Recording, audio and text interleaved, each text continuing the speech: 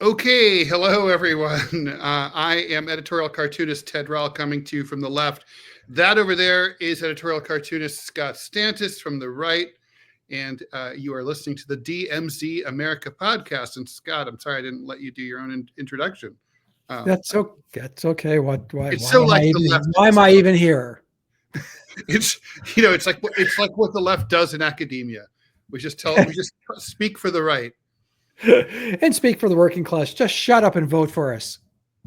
We don't like you. We don't respect you, but just fucking vote for us, okay? Yeah, that always works so well.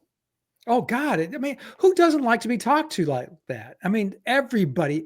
Listen, people are not very smart, and they like being told they're not smart. They love it. They do. In fact. They do. And they love to be diminished and demeaned. I mean, they really, really like that. So that explains the ongoing popularity of marriage. Well, we're coming up. We just passed 43 years. So congratulations, Scott. Yeah. God, that's a long time. That's a whole human being. Like lifetime. That's a lot of life. It's a lot of time. That's true. That's true. It's like there are people who are killed at the age of 43. As soon as I said, I thought, is that what I mean? And it's not. But yeah, but apparently it is what I meant because you and I went to the same place. We drove the same bus. Cartoonists. What are you going to do? Yeah. Speaking of which, I can't believe Darren Bell is still in the clink. He has still not posted bail, as far as you know. No. And what's also super interesting about the nature of the way that news is reported is, when you go and I'm curious, right? I do a refresh, I do a news search. There's literally the story breaks, the thing happens, and this is about anything. And then that's it. No one will ever do follow-up ever again. So it's like, unless there's an event, like there's a hearing or there's a trial or something. That's it. I mean, I don't even know, he may have made bail and gotten out. I doubt it. I think we would have heard about it. It's easy to find out, but you have to do a pretty deep dive. I find this curious. Tell me if you do too, Ted, because let's do some, house cleaning here real quick and talk about the AAC, which is the Association of American Editorial Cartoonists. First off, we're coming out with a comment on Ann Telnis saying that she was forced. The language, I had to step away from the conversation. It was a bunch of us being involved, and I don't know why I was involved, but I'm on the list. I'm sorry, I was not. I guess which is weird. Trump. It's the Trump effect. They're bringing in the conservatives. But hard left is out in the cold as usual. But the language was she was forced to resign. It's just like she was not. I just want to be clear to our listeners. Is that what the language was? Yes, she was forced to resign, which she was not. Her resignation quite the opposite. Her resignation was not only not requested; it was not desired. And when she proffered it, her editor asked her not to resign and asked her to reconsider. Yes. So she was. That's quite the opposite. I have been forced to resign, Ted. I had a real prick of an editor in Arizona who literally, unexpectedly, out of the blue, calls me into his office and said, "You can either resign or we can fire you. You have 45 minutes to decide." Why didn't you let them fire you? In hindsight, probably should have. Because then you would have gotten unemployment benefits. I got them anyway, which was really? weird. Yeah, I got 2 weeks of severance because Woo-hoo! Yeah, but and it was. You know the details of the story. It's a particularly heinous firing. It is, but this was. I resigned because I thought it would look better going forward, trying to get another job. Right. I think, but I could have sued the shit out of them because in hindsight, they had literally, Ted, I'm not making this up, 10 days before I had my review and it was glowing and they gave me a sizable raise. Mm-hmm. So I think what happened between that and the 10 days. Trust me, it was not dissimilar with me in the LA Times. That doesn't always protect you. I know, but maybe, I don't know. I'm just saying that in hindsight, being 2020, but I was forced to resign. Mm-hmm. Okay. That's forced to resign. Ann Telnis was not forced to resign. In addition, now you brought up Darren Bell real quick. For those of you who may not remember or know, he is the cartoonist, Pulitzer Prize winning editorial cartoonist and comic strip creator who was allegedly caught uploading child porn to a child porn site. He is Mhm. still in prison, as far as we know. He has been Jail. charged. Is there a difference between prison and jail? Yes, there is, Scott Stantis. I can't believe okay. that I get to teach you something. Prison is like it's for people serving longer prison terms. Jail is more of like a short-term holding facility, often used to hold people who are being held on bail, awaiting trial, that kind of thing. Okay. Well, then he is still in jail, and the AAC is not saying a word. Now, I'm kind of wondering if it was someone like, say, well, I don't know, me, Chip Bach, other conservative cartoonists, if they would go on and have a statement to make. What do you think? Oh, yeah, they would say we are. You mean like if you were forced out? Like, no, if I was charged with the same crime that Darren Barrel is. Oh, you mean like we regret ever having laid eyes on the filth that is Scott Stantis? Yeah, they'd have some sort of statement like that. Or we've always hidden our children from him. God. Well, but the reason I ask is that they haven't said anything about. Go ahead. They haven't, and that's my point. Is that they haven't said anything. And in fact, the letter. I don't know if there's anything to say. Some of the letters that are coming out are just like, given the new administration in its antagonistic view of free speech, blah blah blah. Editorial cartoonists must stand, blah blah blah. To my knowledge, Ted, Donald Trump has never, ever, ever mentioned editorial cartoonists. No, never. The most that I'm aware of is that he has a couple of times retweeted far-right political cartoonist Garrison. And that's it. Who draws like, do you remember those religious books? You're going to hell because you had impure thoughts. And they leave him on like, was his name like Jack Davis or something like that? No. Jack Davis was a cartoonist for the magazine. Jack Smith. That's the prosecutor. No, it was some kind of like Glick, Sam Glick. Yeah, Jack Glick. No, it's like his last name was Click or Glick or something like that. It's something like that. You know what I'm talking about? They're about this big, and you found them around town. Oh, I thought they used to pass them out in the Times Square subway station. I used to find them on the bus stops when I was living in Madison, Wisconsin. They'd have us, 2 or 3 of them lying around, and so you pick them up, and you're going, they're awesome. Oh yeah, because it was just like, no matter what you do, you're going to hell. And they're cartoons. Yeah, yes. and they weren't badly drawn cartoons. They're not the worst. I mean, they're competent. Okay. I mean, bear in mind who's talking here. I mean, Yeah, well, yeah, they weren't the best in the whole, but they were terrifying. And that's how Garrison draws. He draws like those, for those of you unfamiliar with him, and God knows you should be. But Trump, I mean, we're off the radar. We don't exist. I mean, we're non sequiturs to say that we editorial cartooning. It's a shame, but editors have finally won. I've just looked, I look at a number of print edition newspapers around the country most mornings. And, your former, the one that gave you succor, as it were, it gave you your start, the Dayton Daily News, their entire editorial page. They didn't give me my start, but anyway. I thought that's where you started. I started at the Kettering Oakwood Times. Oh, my mistake. The Dayton Daily News was always remarkably unsupportive of my work. They would cover it whenever I did book signings. They were very nice when my mother died. They gave her a really nice obituary, for which I am grateful. But they only ran my cartoons briefly, and I guess they got a complaint, and in Dayton that's too much, so they canceled me. Not that Dayton's alone in that respect, but they're really like that. Well, anyway, their editorial page today is a picture of some trees, and the rest is just type. Lovely. That's it. Yeah, that's it. And that's not unusual for editorial. Are they really hot trees? Are they like? They're not provocative. They're not particularly. They're not political trees. They're just. They're not Trump trees. They're not Trump trees. They're not. They're not MAGA trees. They're just. So if a newspaper falls in the woods, it does not, in this particular case, make a sound.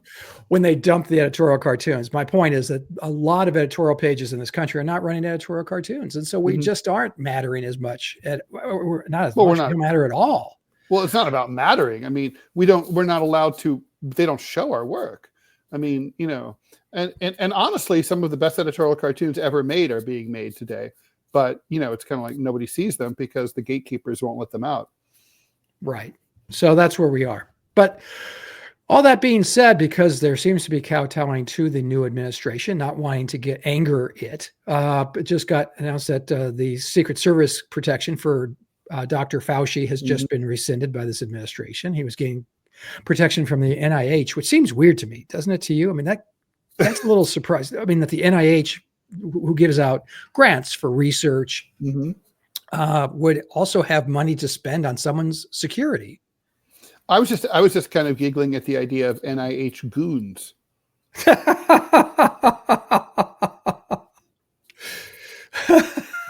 What do they say? Don't force me to use my razor sharp repartee. Don't make me really make you say like, don't make me use this tongue, put this tongue depressor in places it's not meant to be used. Drop, yeah, like the snap, of the glove. But I mean, okay, so now we're coming up on the 1 week anniversary of the Trump administration. And this has been, it's been a whirlwind, which is, okay, Ted is the right person to talk to about this, because Ted and I have talked a lot about and love history, especially 20th century history, which is fascinating. The Nazis, when Hitler ascended to power and got the majority or got the control of the Reichstag, they pushed through a legislative package within 6 months that effectively obliterated any kind of democratic institutions in 1930s Germany, just within, and they did it quickly. It was one law in particular called the Enabling Act. Right.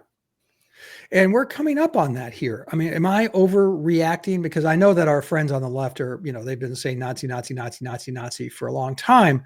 But this really does feel like, when you have over almost 200 executive orders, many of which are unconstitutional, clearly unconstitutional. Examples include, obviously, the abolition of birthright citizenship. Yeah, that's number one, because that's in the 14th Amendment. The 14th Amendment, yeah. I mean, it's right there. You can't miss it, folks. Yeah. But am I wrong here? Does it strike you the same way? Is it because getting something done, first of all, I'm impressed. I know you are, that they're doing it this quickly, this efficiently. I mean, they really did learn, contrary to type. Everyone, Donald Trump's an idiot. The people around him are morons. They learned that the last time in 2017, that when you come into office, you've got this window of about this much, and you better punch through it. And political capital ages like a car being driven off the lot. Exactly. So am I wrong? Am I being? You and I both predicted several times that they would do this, that he would have learned. And that clearly is the case. It's very impressive. I mean, can you imagine if, no matter who you are, if you had a president who had like a raft of promises that they had made and they raced to enact them as quickly as possible? I mean, that'd be amazing. Can you imagine like a Democrat doing something like that? I mean, oh God, no. FDR, but you have to go back to 1933. So it is very impressive. And, it's also, I will say, admirable in some ways that he followed through on some promises that would have been really easy to blow off. For example, he promised the libertarian movement that he would pardon the Silk Road guy, the cyber entrepreneur who designed that dark web website. Yeah, I was going to ask you about that. What do you think of that? Because it sounds like, if you read it, and to my shame, I was unfamiliar until I read about it this morning, but it sounds like he's just a drug dealer. I don't think he was a drug dealer personally. I think the analogy is better like the guys who designed Napster. Basically, he created this online marketplace. He knew what it was going to be used for. He doesn't appear to have personally been selling prostitutes or weapons or anything like that. But he was kind of like happy to let other people do it. And but he was sentenced to 2 consecutive life terms plus 40 years. So, pretty harsh sentence. So like he became a libertarian cause célèbre, which is more, this is more in your wheelhouse, Scott, about the whole libertarian thing. And you can, I don't think it's it takes a rich imagination to imagine why libertarians would have some sympathy for him. Although I'm surprised that it went all the way to this level. But I just want to say before, and I am interested in the topic, but it is interesting to me, Trump could have blown this off. I mean, he's not running again. The Libertarian Party is small. You're going to have to walk that half a step back in a moment. Well, okay. And so like, he could have just been like, this it's extreme. This guy, Ross, whatever his name is, he's like, whatever. It's like, I'm just going to blow this off. He could have gotten away with it, I think, but he right away out of the gate, bam, done. So anyway, you were saying. Well, no, there is a congressman who is now proposing a constitutional amendment to go to the states. So allowing Donald Trump, he didn't say other presidents, but just allowing Donald Trump to run for re-election in 2028. Just saying. But you would have to amend the Constitution. That's what he said. Yeah. But that would never pass. We've said never. We said a lot of nevers before this day, Ted. That's true. That's true. All right. So obviously, from what you've said, I do want to pursue this. Look, there's been obviously a blizzard of executive orders here. Pretty much affecting everything and everyone. There's all sorts of moves afoot to deploy the military to the southern border, mass deportations. There's already, on the positive side, in my view, there's been a move to arrange to meet with President Putin as quickly as possible to discuss bringing some peace negotiations between Russia and Ukraine. There seem to be some back channel pressures from the administration on the Israelis to try to tamp things down, although the Israelis seem to just simply have now turned, like as I predicted, now turning their attention to the West Bank. Now that Gaza is completely flattened. So I guess also, by the way, parenthetically, I don't know if you saw these images, but it's kind of amazing. Hamas is back in charge fully in Gaza. They are driving around in spick and span, freshly washed, brand new vehicles and wearing spick and span uniforms. It's almost like, where have you guys been for 14 months? It's like, you look great. You don't look like you've been hiding in a cave somewhere, in a tunnel. I mean, it's kind of mysterious, but when you're talking about a group of people whose favorite thing is to hide behind hospitals and children in schools, I'm not surprised that they're coming out now that the actual fighting is ending. My point is that they're in pretty good shape. That's my point. Well, I mean, the Israelis supposedly had really degraded them, but I think they have failed. No, they haven't. Just because they're around doesn't mean you failed. There's considerably less of them. And I think going forward, who's going to actually run Gaza? They're not running Gaza. There may be areas of it, but no, that's not going to. The Israelis will not allow this to happen. Well, that's what they say. But, it's like this reminds me a lot of when the U.S. overthrew the Taliban, or thought they overthrew the Taliban, kind of, sort of. Then what did they end up with? They never were able to come up with a solution because the Taliban effectively represented 90% of Afghanistan. So, okay, well, you can cut them out, but then you don't really have anyone credible to run Afghanistan. And they didn't. For 20 years, they didn't have anyone who had any popular support. They had their puppet regime, and it failed. I mean, they can do that. The Israelis can totally do that. Well, and they are. There's always talk about bringing the Palestinian Authority, giving them authority over Gaza. It'll be a Vichy government. The PA doesn't want it, though. What's that? The PA doesn't want it. They don't want Gaza. Could you imagine? Well, I don't blame them. I mean, I wouldn't want it either. Congratulations, Scott. You're the president of Gaza. I'm good. Yeah, okay. But I think now the ceasefire that's in place now seems to be holding. Does Trump get credit for that? He should. I mean, let's face it. I mean, the right likes to talk about how he threatened to destroy. There'll be hell to pay and blah blah blah. And maybe that remark had something to do with it. But I think the more writ large, what this was really about was a change of regime, and Trump represented an instability and unknowability. So, basically the Biden people told Hamas and Israel, look, you guys had better just deal with us now, because you at least know who we are. You don't know what you're going to be contending with after January 20th. So Trump coming in, and also they do appear to have worked in conjunction. The incoming and outgoing administrations both had envoys together, talking to both sides in Qatar. So I think that did. I mean, Trump gets certainly half the credit.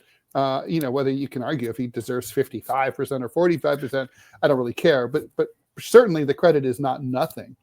Does it remind you a little bit of what happened in '81 when Ronald Reagan came in and the Iranians acquiesced to Jimmy Carter's negotiations, but it was really born of fear that, of this unknown entity coming into the Oval Office. There was also a secret deal with there was Iran Contra. There's the cake. Remember the cake? That was afterwards. That was after the hostage crisis. It comes from then, though. It also originates there. Reagan's people reached out to the Iranians and lied to them and said, make a deal with us and we'll be buds and the sanctions will go away. Everything will be fine. And the Iranians did that as a solid for Reagan. It was corrupt. It was probably treasonous, definitely anti-American. But I don't think there's no soupçon of that this time around. It seems like both sides worked side by side. The Biden White House was desperate to try to end their term with some kind of good news coming out of the Middle East. I mean, everyone was on the same page. Everyone wanted this. But let's talk about that ceasefire. It's a three-part arrangement. We're in the middle of the first part. I don't have a lot of doubts that the first part can hold. I'm not saying that it will, but they kind of had a similar arrangement back in November of last year, where there were some hostages released on both sides. The Israelis are meant to release about 1,000 of their Palestinian hostages back into Gaza.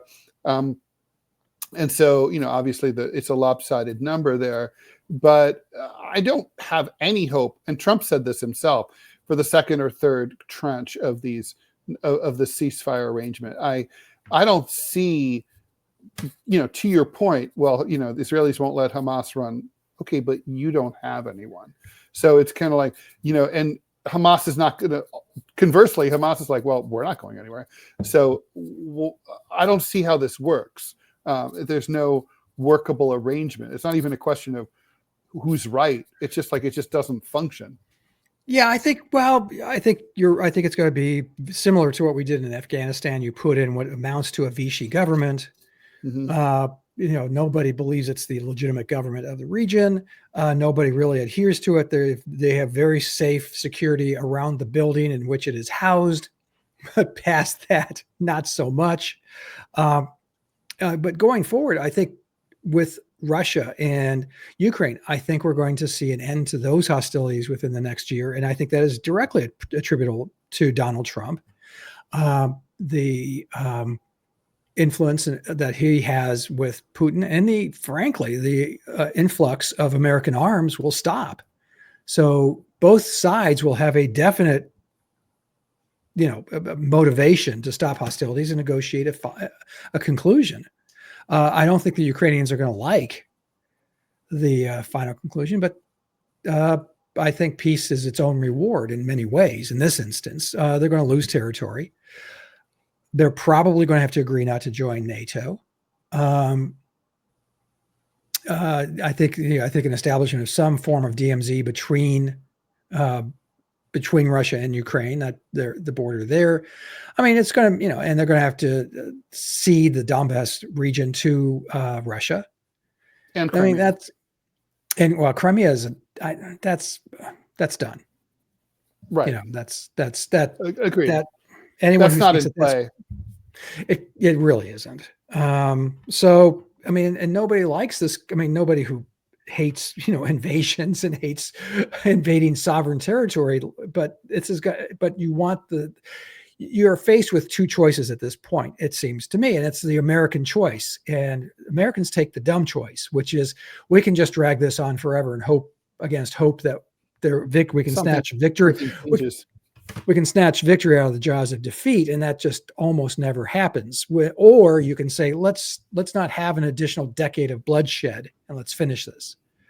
Right. Now, can we now admit that Putin was right about all this? I mean, he did say, I don't think because 3 years ago, and I don't mean morally, but 3 years ago, he basically said, I want the Donbass, I want Crimea, I want you not to join NATO, you can join the EU, I want you to agree not to attack me.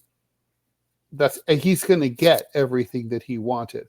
This war was fought for nothing. There was never a chance of Ukraine prevailing, ever.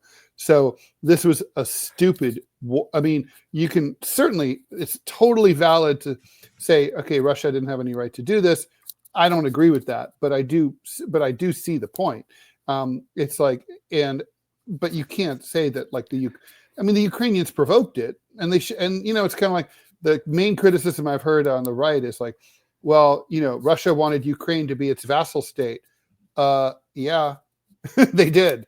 And frankly, in the same way that the U.S. wants Mexico and Canada to be its vassal states, and we wouldn't allow any kind of foreign influence in those two countries. Yeah, but it was a full-on invasion, and I think Putin really did think that they would have success and march into, and they early on it looked like did.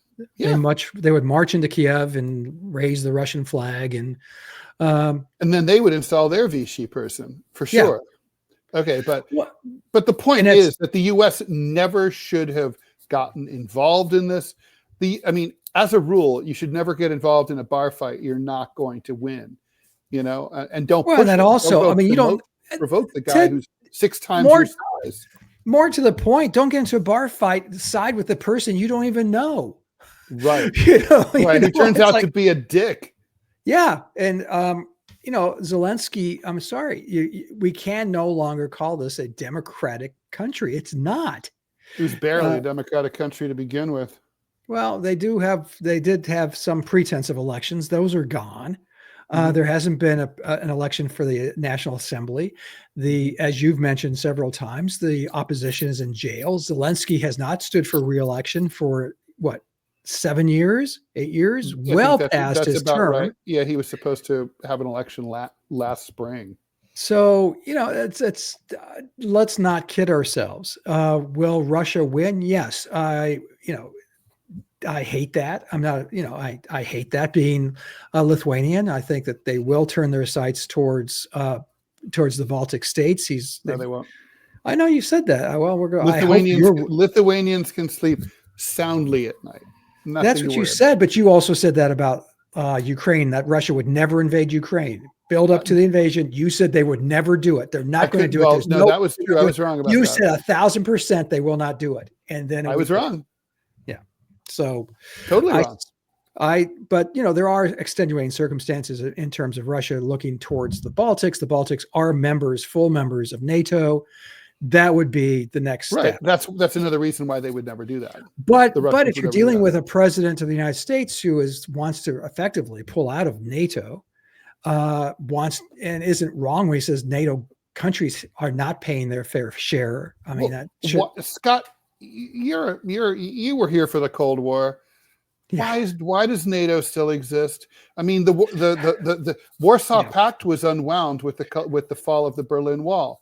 Why is NATO still a thing? I mean, it was created as an anti-Soviet military alliance.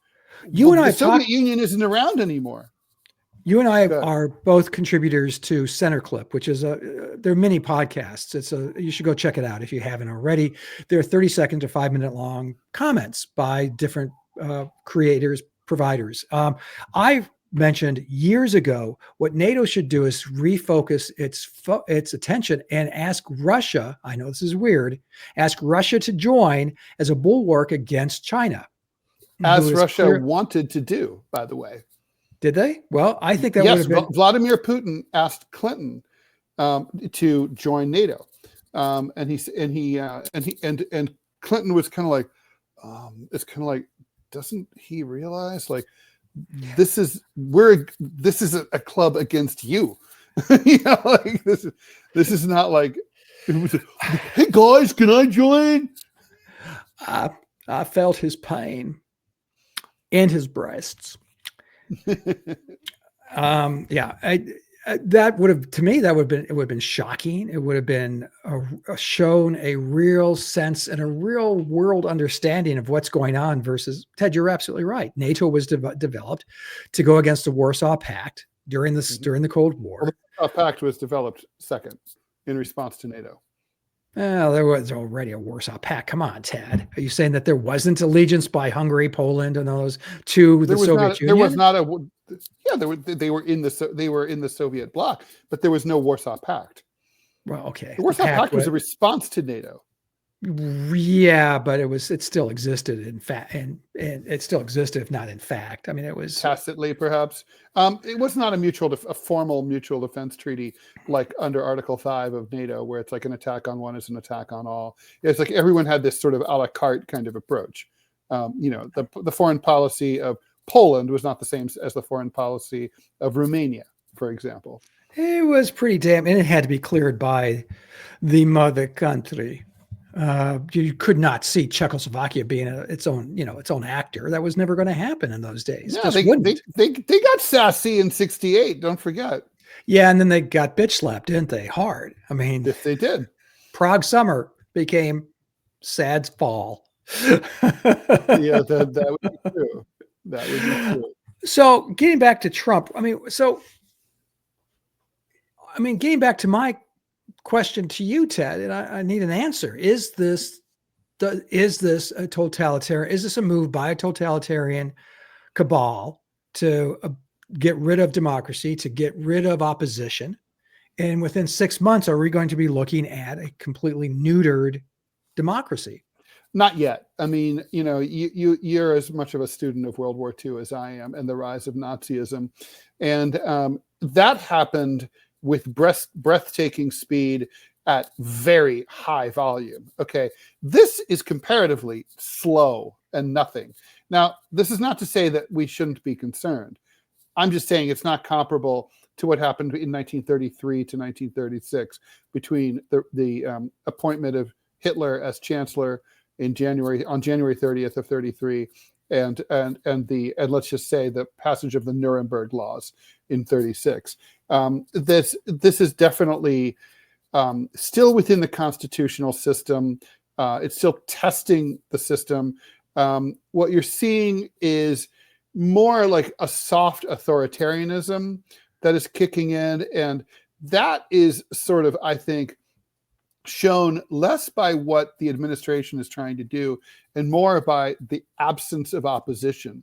There were no significant protests on Inauguration Day. The Democrats are completely dispirited, and even now sort of are saying, well, we're going to have to take a beat and see like what if MoveOn.org can come up with some sort of messaging for us. We haven't figured out how we're going to, they've said this, we don't know how we're going to oppose the Trump administration. So we're just sort of standing by and we're in wait and see mode. The fact that you had, the tech companies that gave Trump such a hard time that they deplatformed him personally are like now going to Washington and kissing the boot. And the fact that like you've got just the, even Democratic senators are, even Bernie Sanders, willing to vote for someone as hard right and extremist as Marco Rubio, 99-0 for Secretary of State. It's like what you're seeing is a complete, this is a man that we were told was like the worst dude ever, and he's getting everything he wants without any kind of pushback. So aren't you contradicting yourself, Ted, by saying this doesn't have? I mean, this is happening in a remarkably fast time. It's not. Totalitarianism is a big word, though. I mean, when by the time it was all over, but within a year and a half of being appointed through the parliamentary system by the aging, soon-to-be dead President Hindenburg, and achieving absolute dictatorship over Germany, where literally his word had the full force of federal law, was about a year and a half. Okay. That's not what's going on here. What's going on here is that the system, this is much more similar to Putinism, right? Which is like in Russia, the constitution still has full effect. You still have elections. You have opposition parties. You have opposition newspapers, opposition radio stations and TV stations, but it's basically the veneer of a vibrant democracy. The outcome is you can have elections as long as you know what the outcome will be in your favor. The opposition parties are either really too weak to ever do anything to win, or they sort of basically are like the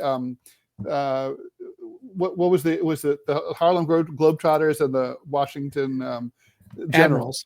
Generals. You're right. Generals. I think it's the Generals. So they're the Washington Generals. So it's the veneer of a democracy. That's more what we have here. I mean, you have a Democratic Party. They're still around. Still got the House and the Senate still around. You know, you have the separation of powers. You still everything. It's just that there's no resistance. So this is more like, I guess what I'm saying, I'm nitpicking, but you know, it's history. We should nitpick. It's like this is going slower than Nazi Germany, a lot slower. And so we'll see where we are in like a year and a half. I'm not convinced it's slower. I think this has been a breakneck. I mean, listen, we're not even in the first week, and we were talking about significant changes, and also many changes behind the scenes. Not to the system. Like what are so what can you point to any changes to, not within the system, but to the system that we've seen? Well, so far? Immigration, certainly. That's a significant change in that. They're sending troops down to the border already from Camp Pendleton.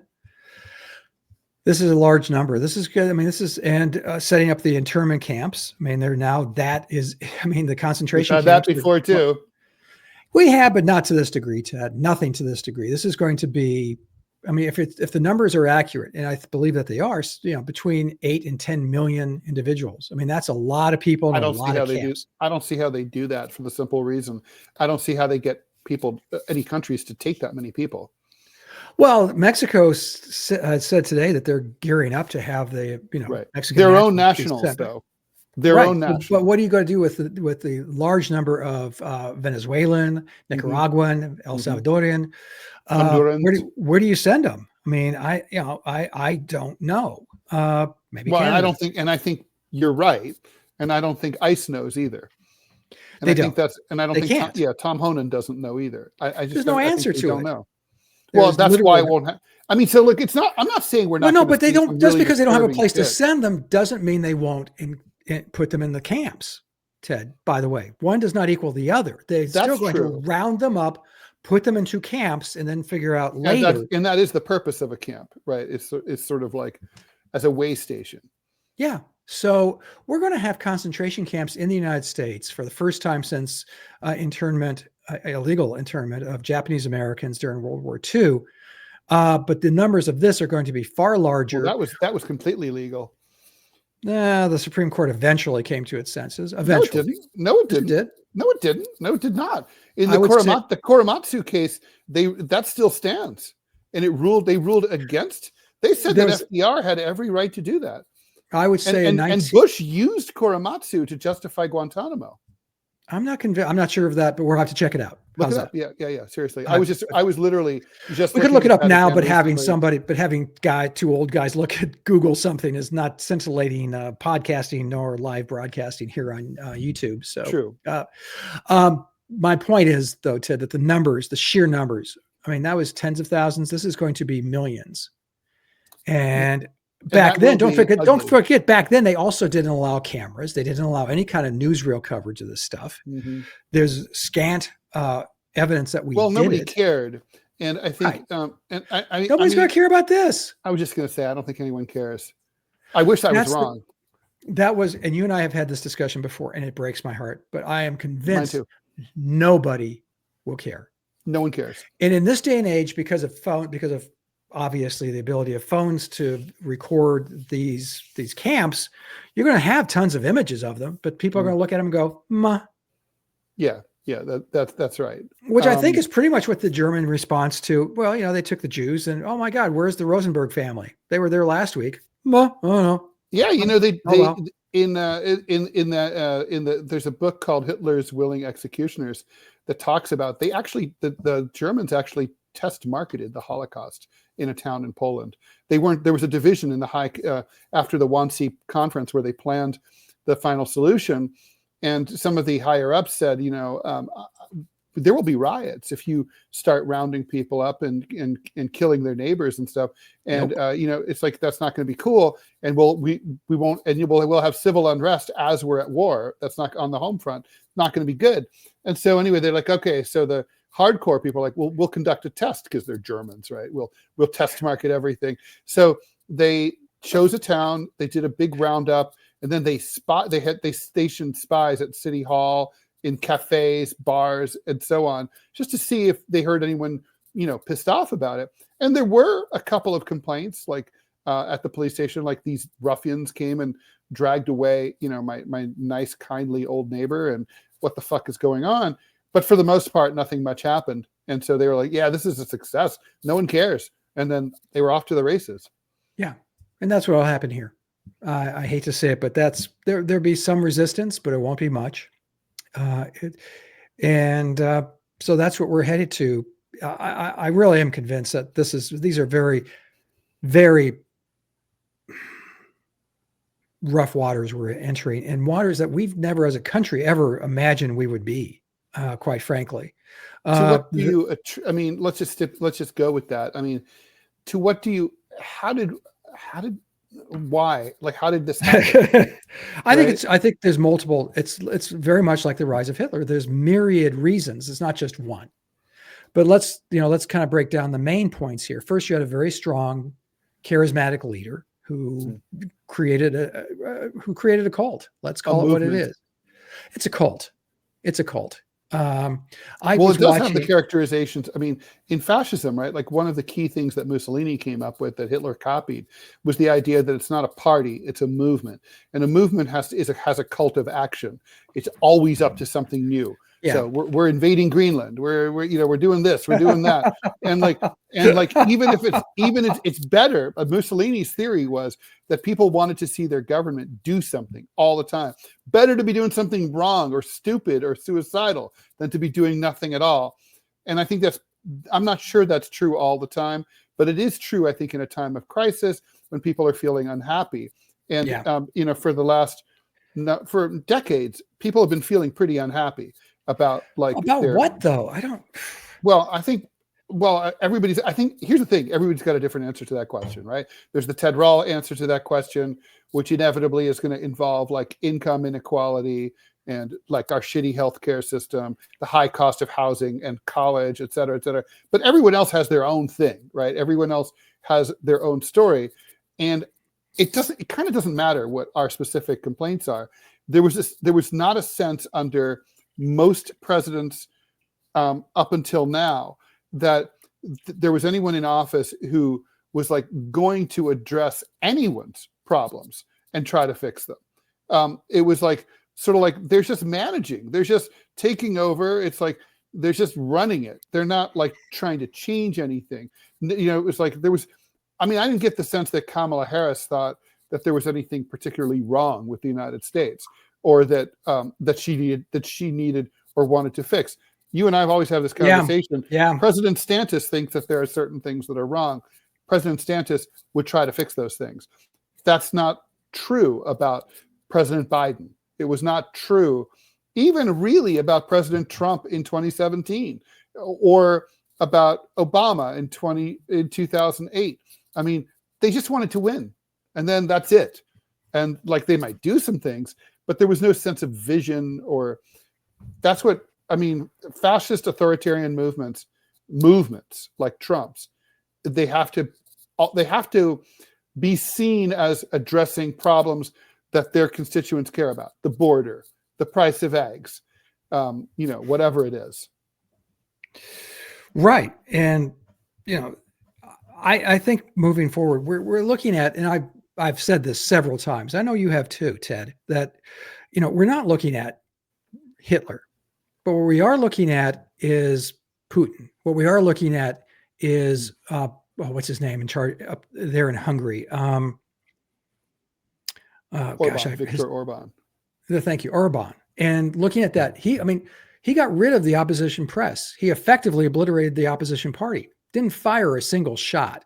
Mm-hmm. There was no Kristallnacht. There was no, Night of the Long Knives. There was none of that. They just, by attrition, by natural forces. So for me, you asked how this happened. You had a charismatic leader with a movement. Let's call it a movement. I call it a cult.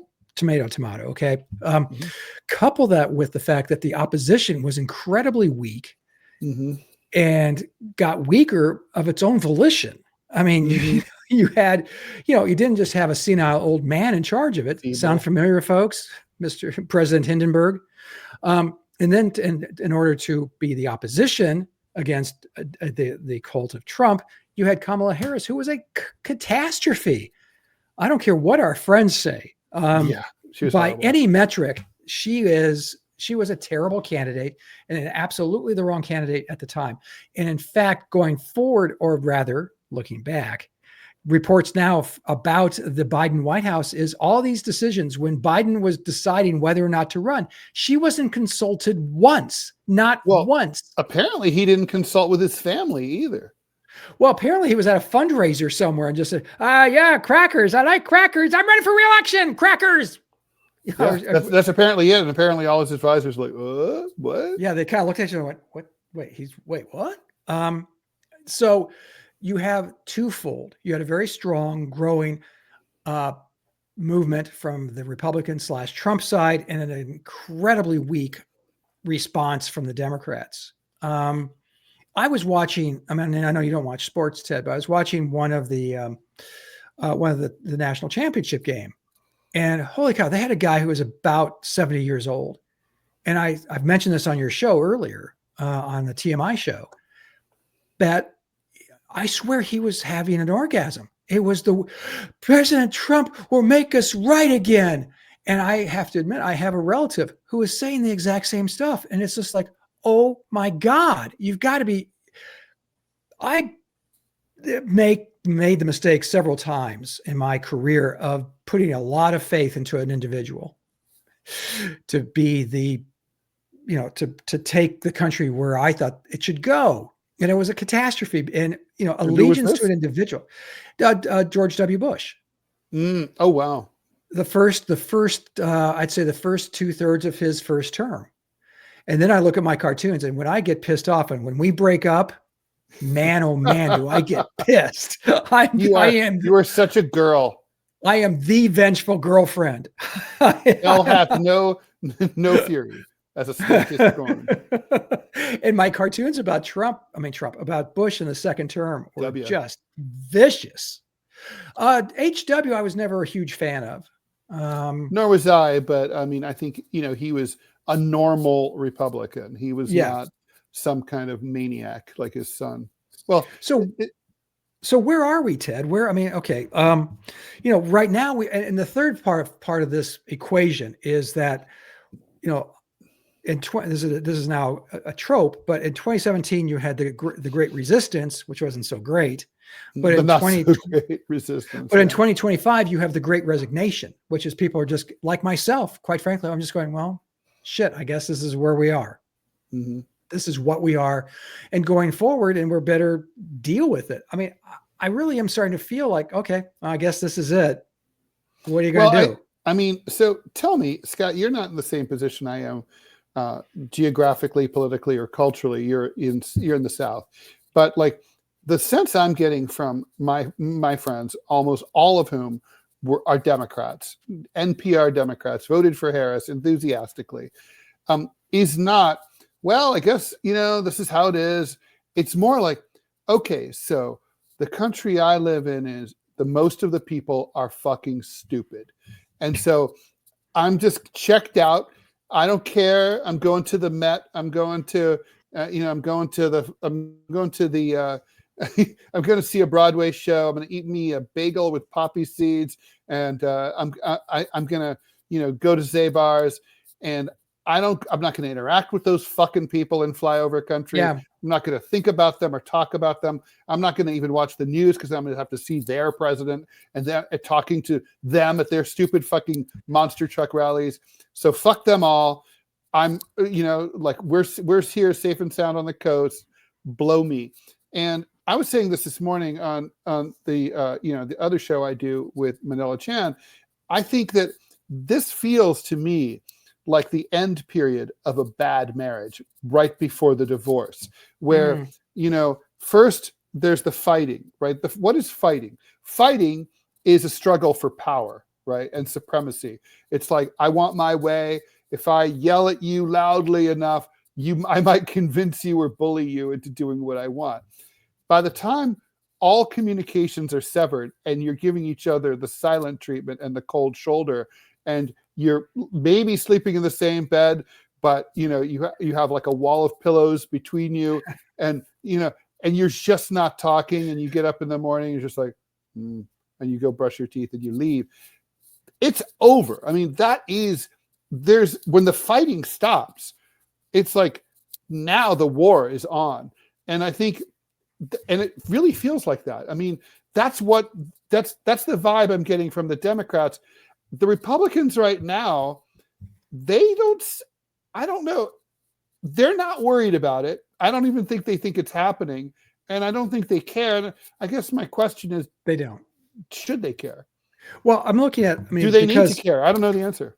They need to, just because they're going to have to manage it. But I'm looking at maps after the election and the deep dive, county by county, district by district maps.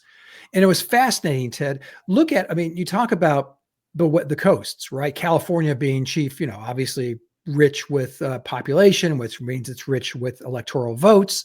But you look at a map and the patterns of voters, and this is Kamala Harris's, home state.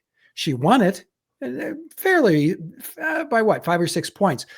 But look away from the metro areas and away from the coast, and holy shit, she got stomped. So that tells me California, of all places, that's the reason Donald Trump is going to California. He's always been like that, though. Well, like what? It's a conservative state in the eastern half of the state, in the Sierras. Yes and no, but it's always been reliably blue. Okay, and this Orange County used to be Republican. San Diego County used to be Republican. San Diego County was 50-50. It was really that was a toss-up state. It's not anymore.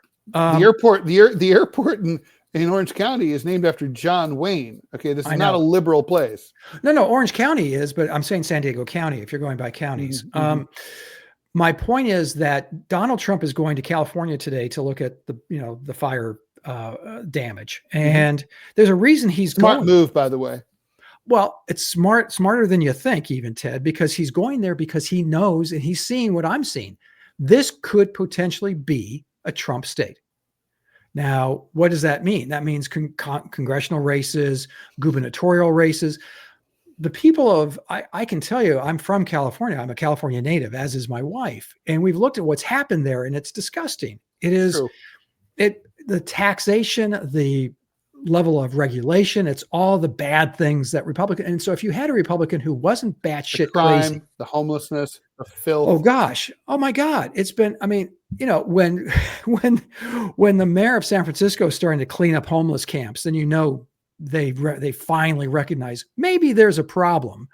My point is that Trump sees this as he's going to Asheville, he's going to North Carolina, which is becoming more and more red. He's reliably red. Mm-hmm. He's there now. He's going to go, and he's going to California this afternoon. I believe that he thinks that there is an opportunity there. I can tell you, I traveled to Oregon a few years ago and Southern Oregon is very red. There are Trump flags friggin' everywhere. I can't speak to Washington State, but I'm saying that these enclaves that, these bulwarks are crumbling as well. And if the midterms go completely against what I think they will go, which is entirely possible because that's what's been happening, because I've been wrong on much of this stuff, I think you're going to see a country that is going to be overwhelmingly Trump. And they're having that level of, there could be pushback, right? Here's the thing, right? Most presidents lose seats in the midterm elections to the opposition party. And when it's rare for that not to happen.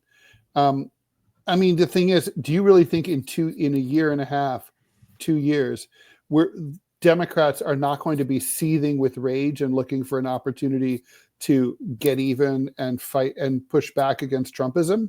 They'll be seething with rage, but have you seen a Democrat seething with rage? Who gives a shit? It's like, Well, they don't do anything. They don't do anything, Ted. They did vote in 1974 in great numbers. They did. And in fact, yeah, you had that huge influx of Democrats in the House and the Senate back then as a pushback against Nixon. The pushback here's the thing, Ted, if the price of eggs goes down, if the price of gasoline goes down, Trump has already approached publicly, God knows what he's done privately, to the Saudis saying up production. Mm-hmm. If they up production for 2 years, driving the prices down, and I go to the pumps and gas is $1.50 a gallon instead of $2.70, which it is now, mm-hmm. Who takes responsibility for that? Well, Donald Trump's going to take responsibility for that. If a dozen eggs, if those prices can go down, now how does he do it? I mean, there are sleights of hand and short-term solutions. Sure. And so you could actually have an economy that's, percolating right along. Stock market's doing great today, but there are other issues. Let's flip it over. What issues would really piss off liberals? I mean, I know this should be a question for me, but I don't know what it is. I mean, it's like, I've been saying for a while, it's not going to be abortion. Obviously wasn't in this election. Democrats are no longer anti-war, so they're not going to care if Trump fails to deliver on anti-war stuff. I mean, what do Democrats really care about except just the fact that he's obnoxious? Yeah, they care that he's an asshole, which he is. But he's an asshole like a fox. He really has an intrinsic ability which he trusts, which is really interesting for a politician to trust their instincts as much as he trusts his, because he is 98% of the time, he's right in terms of what is appealing. And the 2% which he gets wrong, he runs away from very quickly. Yeah. And very efficiently. He will go down in history as one of the most interesting politicians in the history of this country. There is absolutely no question. So what do the Dems need to do? I think you need to do things like healthcare and auto insurance is going to go through the roof. Those are both things. Yeah, those are both things that the Republicans. But give me a fucking solution, by the way. They appear to have dropped the ball on that. Well, exactly. What did Kamala Harris say about healthcare besides, we got to get the stuff and do, I mean, Democrats have to step up and do, everyone's on Medicare. Medicare is, to my mind, the easiest, straightest line to everyone finally getting the kind of health protection, the kind of health care they want and the health insurance they deserve. It's not, you're going to have some pushback, especially, you've got a health insurance industry that makes tens of billions of dollars and isn't afraid to spend that on politics. But you could, it seems to me, nobody is happy with their health insurance. Ted, let me ask you something. You're under 65. You happy with your health insurance, buddy? Fuck no. And that is the response from almost everybody in the United States. We tried employer provided health care. It was great for a while. My dad's health insurance when I was growing up was phenomenal. When I first got into the newspaper business, the insurance was golden. You never had to pay a copay. That was insane. In the early 90s, I was able to have my wife and 2 kids, and we didn't have health insurance. We could pay cash for our what health we needed. And, we had some health issues with some of my kids, and we could afford it. It didn't break the bank. Can't do that now. And that's not a singular story. You have to find where's the anger? Where are people upset? What's not working? If inflation continues to rage 2 years from now, Ted, Democrats, that's their point of entree. They can say, we're going to do this. I know you can roll your eyes because they won't fucking do it because they don't. I was going to say, I'm rolling my eyes because I'm not sure that they can capitalize on anything like that. No, I mean, they would have to have a credible. They'd have to have a credible messaging. I mean, look, Joe Biden did have good messaging on inflation. He just didn't know how to use it. I mean, it's like the fact is, he did bring inflation down from 9 to about 2%. That's pretty good. But obviously prices remained high. He just didn't know how to fucking talk to people about Don't tell that people or anything at and all. Harris, well, he's senile. Okay, let's just say he's addled. He couldn't. But Kamala Harris supposedly still has some cognitive abilities, but she was not able to step forward and say, you can't say like George H.W. Bush did in 92, inflation almost gone, not going to be around, not going to do it. You can't say that, because if I go get a cup of coffee at Starbucks, it still costs me $5, $6, $7. And those prices are never going back down ever again. Nor should they, because deflation is really bad. If you didn't like inflation, you will definitely not like deflation. Right? I think there has to be some level of deflation. I'm not sure how you do it, other than you have production. Well, I think you have production and you increase and facilitate supply chains. You can get prices down on certain things, right? Like, TVs. My dad bought a little shitty Sony Trinitron back in the early 70s, and I think he paid $400 for it. Now, that's, I don't know, $2,500 now. That was a lot of money. And you can today buy a really excellent flat screen TV, smart TV for $200. So, it's $300, There are, and I think particularly the bread and butter things, literally, those are the issues. Well, the thing is, okay, so the problem is we have major food supply issues that both parties don't seem to have grokked, right? First of all, climate change is going to have a dramatic impact on agriculture. We're going to have more blights. We're going to have more crop failures. We're going to have more freaky storms that freeze all the oranges in Florida and shit like that. And then, and then droughts in the West that fuck up the breadbasket that is California and the San Fernando Valley and all that, the Central Valley. We're going to have all sorts of food supply issues that are just going to get worse and worse. And that's going to push food prices higher, nationally and domestically and globally. And that's been a problem for a while, right? Even long before Joe Biden came along or Donald Trump the first time. It's like, I don't get the sense that the political class seems to really have baked in the fact that, there's probably going to be some sectors of the economy that need to be semi-nationalized. And I would say food production is one of them.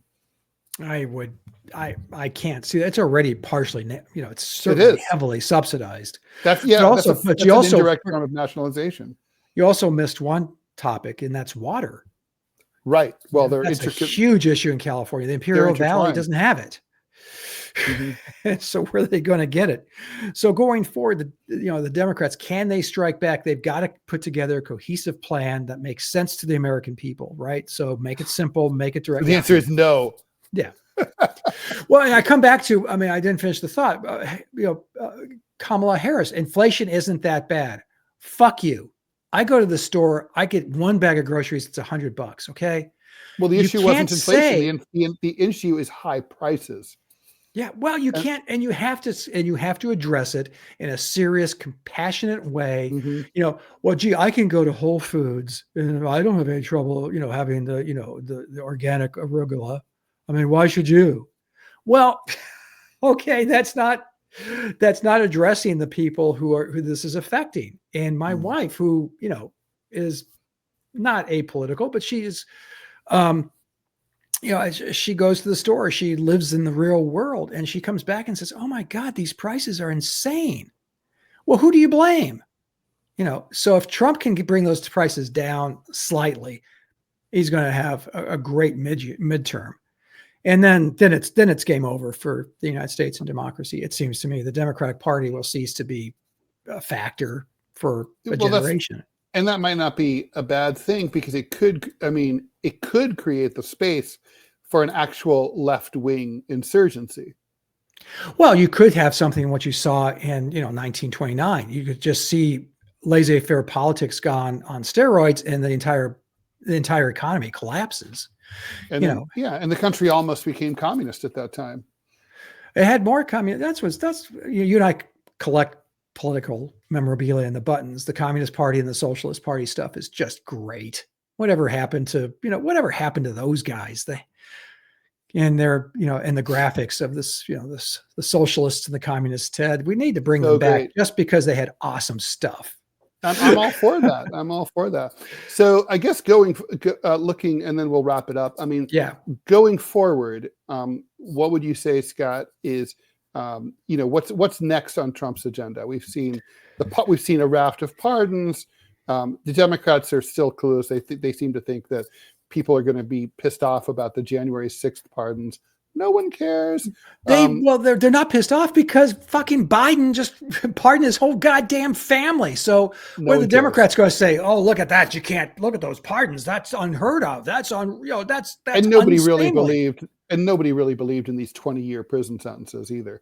But you're right. But some of the sentences were justified. These were people who wanted to have a violent action, took violent action in a violent encounter, and so you have to pay a price for that. But yeah, you're probably right. And so the January 6th? No, but don't forget. I mean, now it looks like he's going to get the attorney general he wanted. Right. That's true. That's going to bode extremely badly for anyone who believes in justice, who believes in an impartial justice, what you would hope would be an impartial justice system. So that's going to be next steps and more retribution. Let me throw you a curveball unrelated to Trump. Harvard University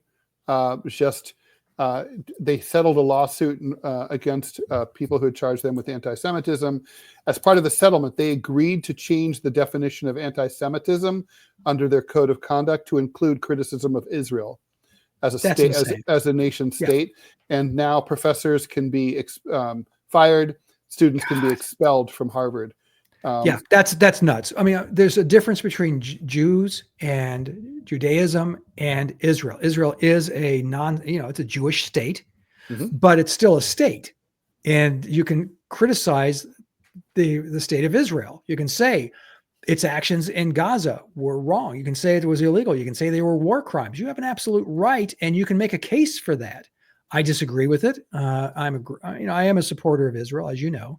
But I'm not trying to pull you down that rabbit hole. No, but I'm just saying that to say you can't criticize them, that is as insane as any of the anti-abortion stuff that's been floated in the States and any of the speech stuff. Free speech is being attacked from all directions now, Ted, with the happy collusion of every single party on every part of the spectrum. It is terrifying. I could not possibly agree more. And it seems like as good a pessimistic place to break it as any. Scott, all right, here we go. We're going to go with the outro. Everybody can find out where to check out Scott and my cartoons. And you're going to blink and you miss it. But if you're watching it on YouTube or Rumble, you can just freeze it and then you can write it down. Yeah, it's pretty easy. Just go to Go Comics and look for Ted, look for me. We're there. Go to tedrall.com. But there you go. You got to show this. All those things. All right. So Scott, sing for us. Sing, monkey, sing. Tall and tan and long and handsome, the girl from Ipanema is romping on to she always says, "Oh, DMZ America." Goodbye, America. See you next week. Peace.